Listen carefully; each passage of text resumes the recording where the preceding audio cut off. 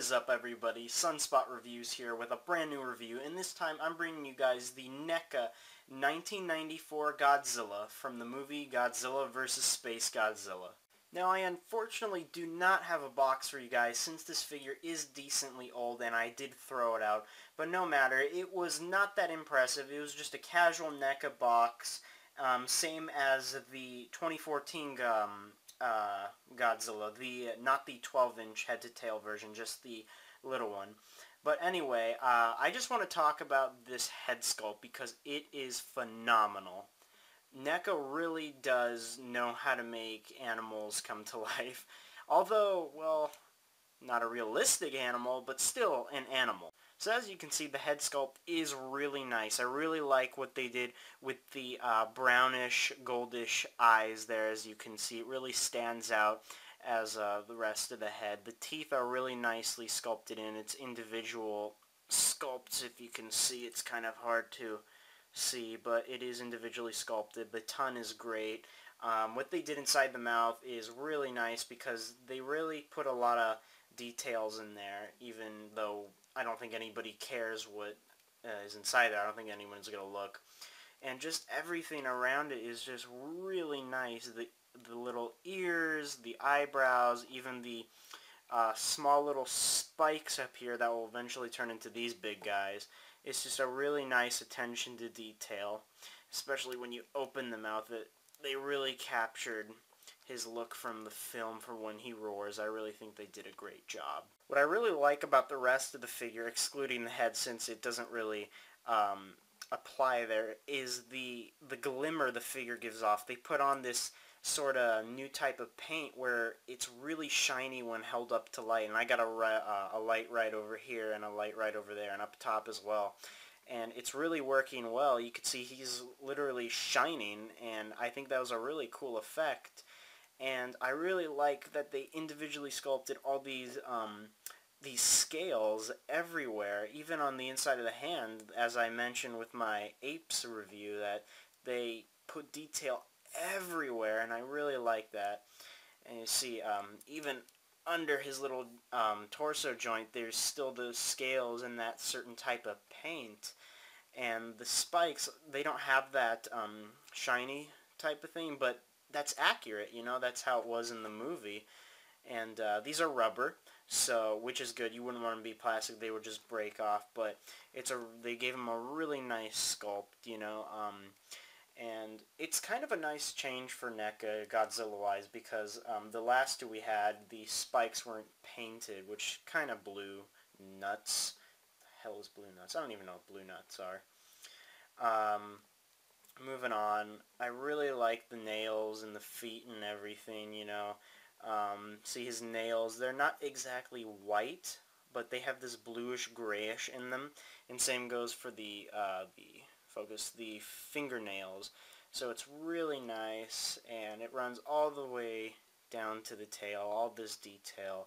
It's a really beautiful figure, and it just looks very, very accurate to the movie. Look, Godzilla crotch!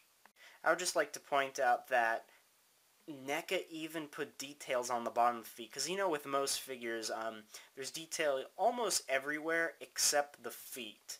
It's usually just a solid color. There's no indents or anything, and it usually just says their little captioning, and it does here. You do see it says NECA, what is it? NECA 2014, made in China, and but you could see at the bottom of the feet everything is sculpted so beautifully, and same goes for the other one. It also has that writing. And best yet, it has peg holes that will serve no purpose. As far as the articulation goes, I think this is really where the figure shines. He has the most articulation in a figure since the Marvel Legends, the 12-inch Spider-Man, which was considered to be the most posable figure on the planet. So let's start with the head, since it does have a decent amount. Head can move up and down as well as side to side, and can go 360 degrees. The jaw does have some movement. You could open it pretty wide. You know, you don't want to do it too wide, otherwise it looks like he's vomiting. He does have this really cool neck joint that can go up and down, as well as side to side, and can rotate 360 degrees. His arms is where the most articulation is. So we're going to start with the actual shoulder, which can rotate 360 degrees as well as go in and out, side to side, whatever you call it. Then moving to this little bicep, it also goes 360 degrees and can kind of move side to side. Not really. The elbow has one joint, which is almost a 90-degree angle, maybe like an 80-degree angle at most, as you can see. The wrist does rotate 360 degrees. It can kind of pivot. And these three fingers can move up and down, but there's no individual finger articulation. But, you know, that's not really a big deal. Moving to the torso, it can go up and down pretty far, as well as side to side pretty far, and can go 360 degrees. Going to his thigh, it can go side to side, as well as rotate 360 degrees, so you can kind of get a good pose out of this thing. The knee barely has a joint, you know. Godzilla, he's kind of fat, so. And the foot can go up and down, side to side with an ankle pivot! Now this is where things get fancy. The tail has an enormous amount of articulation. At this upper part here, can go up and down kinda, can rotate 360 degrees, and same with every other part of this tail, and can move side to side. The exact same frame with this part, and with this little part right here that I'm pointing at. It's kind of hard to focus.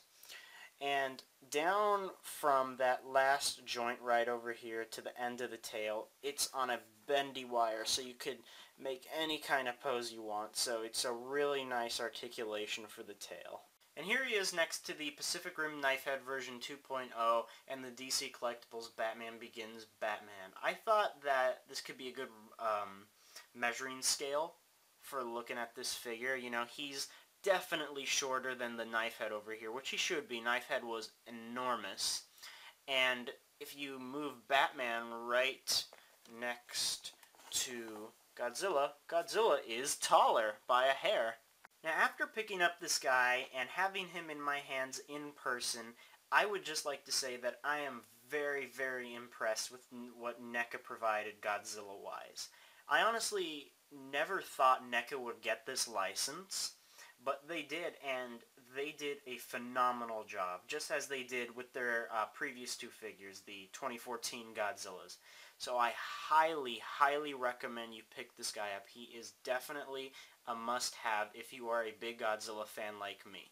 So, this was Sunspot Reviews with the NECA 1994 Godzilla figure. Thanks for watching. Bye.